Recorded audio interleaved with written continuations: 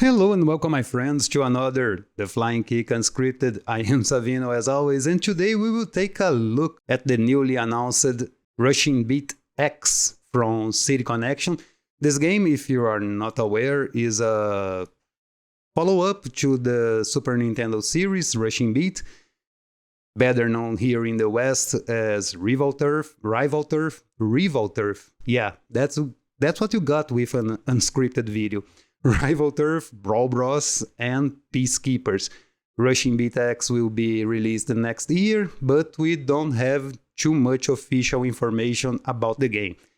I got some extra information that I will share with you in a bit. First, let's check the trailer.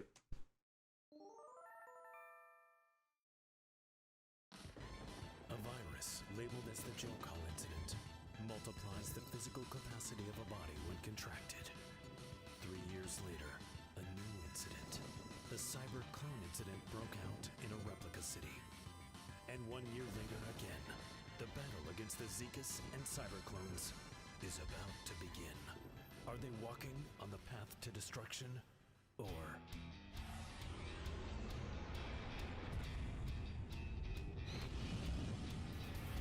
Rick Norton, the hero who saved Neo Cisco twice.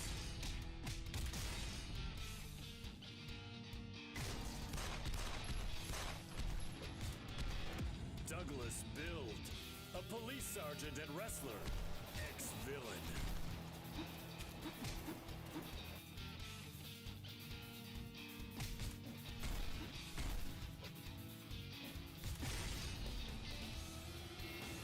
Kalua, subject of the cyber clone incident.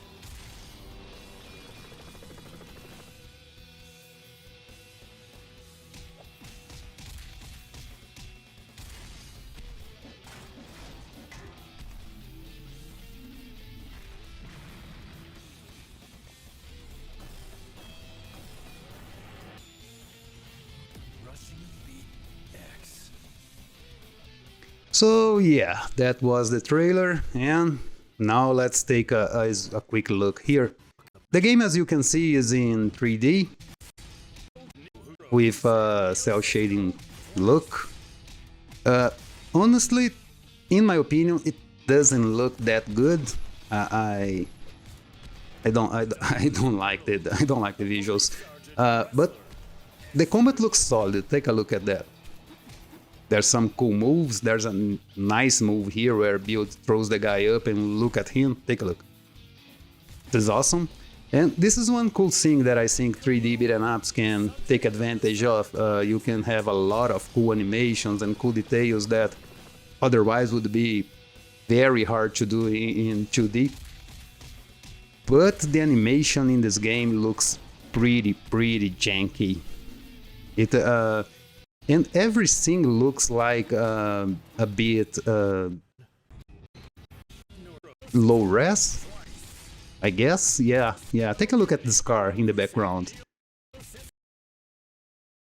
There's no shadow under the car. There's no ambient occlusion in any object in the scene.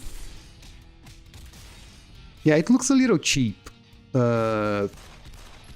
But there's some nice moves here. There's some nice air combos that the new character Halua can perform. There's a lot of details in the background. It's very rich, although, as I said, it's very low res.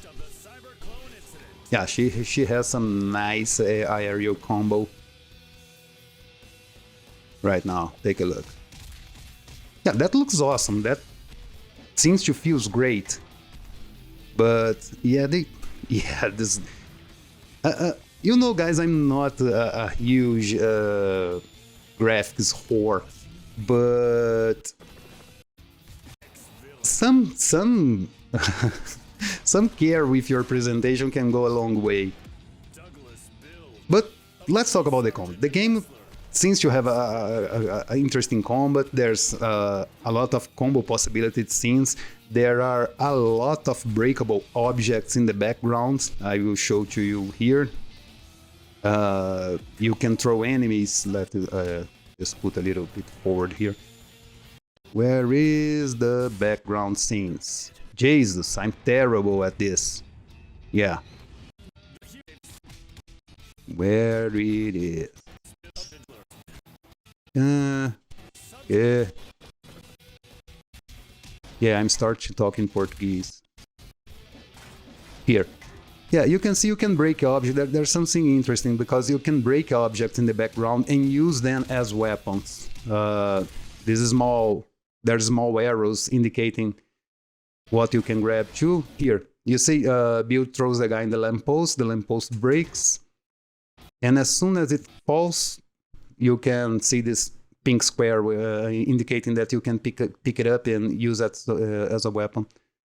The angle's kind of tilted here. Interesting. So what we know about this game is that officially is a follow-up for the Rushing Beat series and will be available next year. What I know that is not official yet, I got this from a source of mine, and the game is being developed for PC, Xbox, Nintendo Switch, and possibly PlayStation. My source didn't guarantee that the PlayStation will be getting your own version, but it's on the table. That's what I heard. What we're seeing here now, it's being played on the Xbox, and the game is set to be released sometime between March and April next year. It will be playable up to 2 players locally. There's no mention of an online mode. And one thing that I heard, one thing that I heard is that this game will be a follow-up for the second game. It will happen before the third game.